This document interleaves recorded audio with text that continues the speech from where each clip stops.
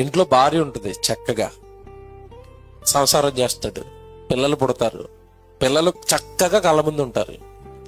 వీడు మరొక స్త్రీతో అక్రమ సంబంధం పెట్టుకుంటాడు. అలా అక్రమ సంబంధం పెట్టుకున్నావని అడగండి, నువ్వు ఎందుకురా ఇంట్లో చక్కటి భార్య ఉంది కదరా, ఎందుకురా అక్రమ సంబంధం పెట్టుకున్నావు అంటే ఏమంటాడు తెలుసా?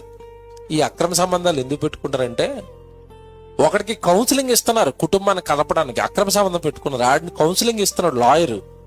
మరి ఎందుకురా నీకు చక్కటి భార్య ఉంది, పిల్లలు ఉందరా, నీకు ఎందుకురా అక్రమ సంబంధం, నీ కుటుంబం విడిపోతుందిరా. వాడు విడాకులు అడుగుతున్నాడు, మేమిద్దరం విడిపోవాలంటున్నాడు టీవీకి వచ్చి. విడిపోతే ఎలాగరా, నీ పిల్లలు రోడ్డును పడిపోతారు, నీ భార్య చక్కటి కుటుంబం, ఎందుకురా నీకు ఈ పిచ్చి చక్కటి భార్యను ఇంట్లో పెట్టుకుని అంటే అంటున్నాడు వాడు. వాడు ఇచ్చిన సమాధానం ఏంటి తెలుసండి? నా కంటికి నా భార్య తప్ప మిగతా వాళ్ళందరూ అందంగా కనబడతారు అంటున్నాడు. చూసారా ఎలాగుంది ఇది? వాడి కంటికట వాడి భార్య తప్ప మిగతా స్త్రీలు అందరూ ఎలా కనబడుతున్నారట? అందంగా కనబడుతున్నారు. మరి పాపం కంటికి ఎలా కనబడుతుంది? పాపము కంటికి ఎలా కనబడుతుంది?